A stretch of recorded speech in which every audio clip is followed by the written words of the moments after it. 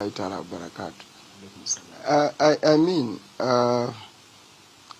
of all, NRM is now trying to find a foothold in Buganda.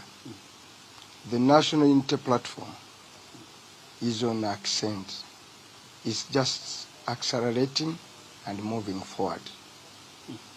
First and foremost, the issues why Buganda refused to vote in 7. And this is not new. Buganda has been substantively voting Dr. Kizza Besigye of FDC. Check the numbers. Now, first and foremost, there are historical challenges.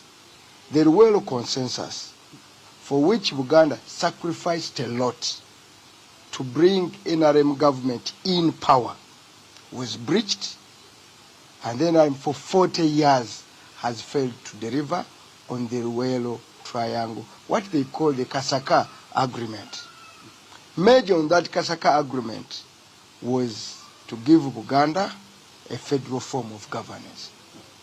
Is it going to deliver it in the next 1 year? Then they can start thinking about regaining Buganda. Secondly, the very NRM cadres, top leadership, including the president, first family, and so many of his lieutenants have descended on Buganda's land, evicted hundreds, thousands, and millions of people forcefully, even through the concept of willing buyer, willing seller. It's because of massive poverty, for which for the last 40 years, the people of Buganda they have lived in poverty. Our children are now forming the largest group in the diaspora. Would you say that in the Middle East? Would you say because of poor governance, poor economics of 40 years of NRM gambling? Would you say that the chances of NRM regaining Buganda are zero. slimmer? Zero. They do not exist. Actually, they say bring. They've started a campaign to regain Buganda. I say let them come.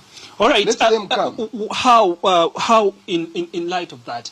I mean, some days you want to consolidate Buganda and Central Uganda as the stronghold. How or what are some of those strategies that you're going to employ to ensure that you anchor yourself here, but then also spread out to other regions because they are equally relevant? Yeah, of course, I cannot come on the national TV and tell you our strategies for winning or regaining Buganda, but I can tell you we are stronger than we were in the last election. They were saved because we were in a COVID campaign took place during COVID. They never saw our A game. Now this time, God forbid, we are not going to be under COVID. They are going to see the real people power. How will this campaign impact the political landscape, and what impact does it carry with it to the 2026 generation? Our only prayer and wish is that they don't go violent. Is that they don't do a kawempe in the whole of Buganda, that they will be democratic. That is our wish. But even if they elect to do that, we are prepared. As we have defeated them in Kawempe, we will still defeat, because to defeat NRM, you only have to deal with the 3 twin evils. 1, vote rigging. 2, voter intimidation and fear. 3, voter bribery. So their strength is only on those 3. Now that minus vote rigging, intimidation, and voter bribery, they are not anywhere. They will be simply swept aside. Certainly. And if you get to because you have highlighted the things that the NRM hasn't done for over 40 years, the failure of the Kasaka consensus or the Luwero consensus, the lack of the federal system, how are you going to ensure that you address these challenges, these unique challenges that are just unique to only Buganda, to ensure that you can continue anchoring yourself here? How are you going to mobilize those grassroots structures right here? They've done our work because they've given us a front. Okay? Now that they've launched a campaign for regaining Buganda and for trying to find a foothold in Buganda, come on, it's going to be full-blown game. And I can assure you, we are going to come on top because we are right on history. We have a younger candidate in the name of Bobi Wine Kyagulanyi Ssentamu, a very young candidate. they have a very old candidate, 80 years, versus one of 43 years. Can you see the difference? In a country where 73% of the people are below the age of 35. Now, the Ugandans who are above 80 years are less than 150,000. So the achievements of their candidate are less than 150,000. Two, there is massive corruption in the country. Almost all NRM leaders are dented. All of them. When you see NRM, it is corruption in moving. So they have been, they don't have even support of you, the media.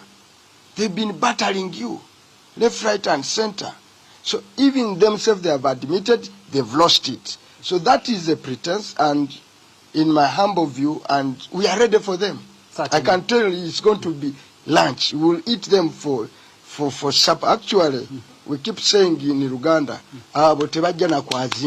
certainly. Thank you so much, Honorable Mwanga Chivumbi.